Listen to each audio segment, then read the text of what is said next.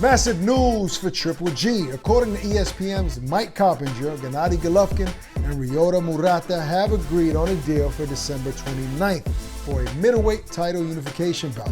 Remember, Golovkin has not competed in a boxing ring since December with his TKO victory over Kamil Szeremeta. Barack, finally, Triple G has a fight. I mean, I know it's not Jamal Charlo. I know it's not Boo Boo Andrade. But it's a champion. All right, it's a unification bout, and it makes sense. Gennady Golovkin is 39 years old. He'll be 40 years old next year. It makes sense to just go after those kind of fights. Think about it, man. He's been in the game for 16 years, and he's only been in one weight class. Has a tremendous career, had 2 great fights with Canelo. But think about all the other guys that's been in the middleweight division that long.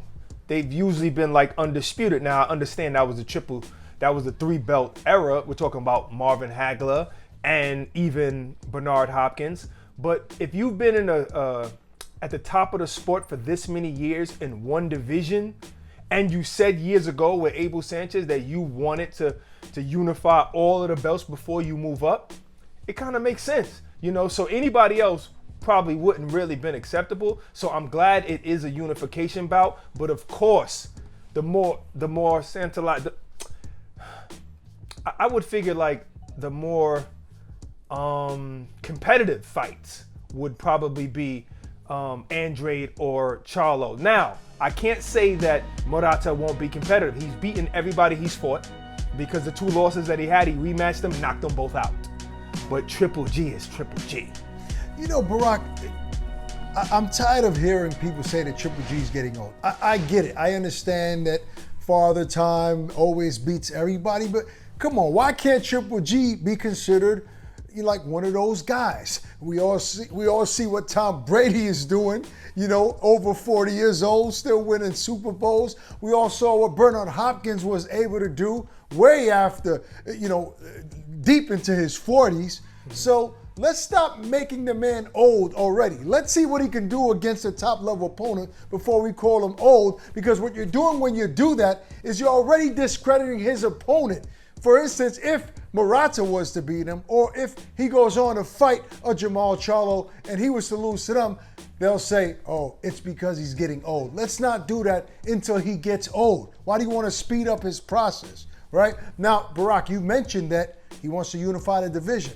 I remember making posts about him wanting to unify before he moves up. But guess what? Jamal Charlo is also champion at middleweight. So you have to consider fighting him if you want to unify the division, if that's what he wants to do before moving up. Or maybe, Barack, he wants to retire at middleweight.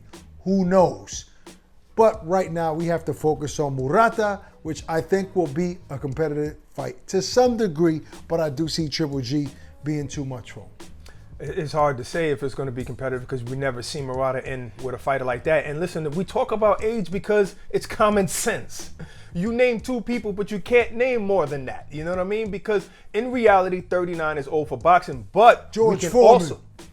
All right, there's only a few people. Like I said, there are anomalies. But what I could say is that Triple G hasn't taken a lot of punishment. I think the most punishment he's taken is Canelo and Derevyanchenko.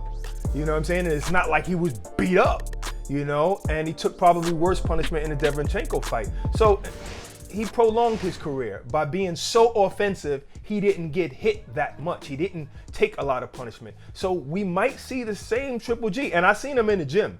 He trains extremely hard to this day. Well, I'll tell you what, Barack, against Szeremeta, I thought Triple G looked really good. I thought he looked better than he had in a long time. People are forgetting about that performance. Like Triple G, yes, he had 2 wars with Canelo. He had not the best performance against Derevyanchenko, but against Szeremeta, I saw him moving his head.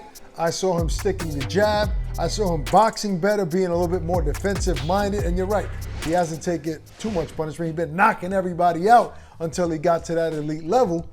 So I think that we need to see Triple G again. I think Murata is a great opponent. He's a world champion.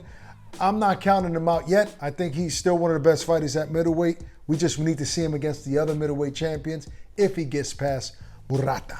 Yeah, I mean, I do agree with you. I did think he did well against Ceremeta, but Munguia stopped him 1 round earlier than Triple G, and plus, I also saw a Triple G that was thinking in there. Like you could see him hesitating sometimes because he was thinking more and being a little bit more defensive, which eventually maybe it could become second nature. I don't know. Maybe it's kind of late in the game, but regardless, he did look good, but it was against that kind of opposition. So we got to see him against better opposition. And hey, listen, if he fights Murata, let's say he wins, that's unified champion right there. There's 2 other guys. If he goes straight for those 2 guys, wow, I would really give him the credit. Would there be any other fights? Like, what other fight would he possibly go for? Maybe. No. Stop it. I'm not saying that's what I want. I want Andre to get a shot. I want Jamal Charlo to get a shot. I want these guys who have not been able to get a shot at bigger names to get a shot at Triple G. Yeah, no doubt about it. We'll see after this fight. Moving on to other bigger news in the heavyweight division. According to ESPN, Dillian Whyte wants his next fight to be against Tyson Fury instead of rescheduling his bout with Otto Wallin. Whyte, of course, pulled out of his scheduled fight with Wallin for this Saturday, citing a shoulder injury. When asked whether he will fight Fury in early 2022, Whyte told the BBC, that'll be the plan. Now, I can't really fault Dillian for this, especially if the injury is true. And we did speak to Eddie Hearn yesterday and day before, and he said that they would produce some kind of medical info so he proved that there's something wrong with his shoulder. So if that's the case, what else is there but go to the top? Listen, Eddie cleared it up, Barack. I mean, he was he was scheduled to make a nice amount of money against Otto Wallin. That's not always the listen. That's not always listen. enough Listen. proof, that fight was already scheduled for the 30th of October, right? So there would have been enough time for him to still fight Tyson Fury. So why not pick up this check? Not to saying that Otto Wallin was going to be easy, but now why not win this fight, get a nice check, and still fight Tyson Fury? He was still ordered to fight him. The winner of that fight was ordered to fight Tyson Fury, so he would have got a 2-for-1 deal. So him wanting to pull out just to fight Tyson Fury and fake the injury, I'm not buying it. I think he did have a shoulder injury, and it just worked out for him. The stars lined up for him for this one. And now, hell yeah, why would I go back to reschedule a fight with Otto Wallin if I have the unified heavyweight champion of the world? When I say unified, I mean lineal and WBC. To me, it's still unified champion in Tyson Fury. Gotcha. I'm still a little confused which stars have to line up for this to happen, but whatever. I am one of the people who believe that he really did have a shoulder injury, but you asked the question, and I think that there's a possibility you could lose any fight. You know what I'm saying? So why not go for the fight that's sure? If you got a fight in between, I don't care if it's Ceremeta or anybody else. I don't care who it is. I don't care if you think it's a tune-up fight. I think it's smarter to go for the bigger fight. Go for that bigger payday and that bigger opportunity. Now, if you can't beat Otto Wallin, can you beat Tyson Fury? If you can't beat Otto Wallin, can you beat Tyson Fury? Styles make fights, brother. Styles make fights, and any given day, you perform differently. So you can have a great day one day, and you can have a bad day another day. And that's it. But styles make fights.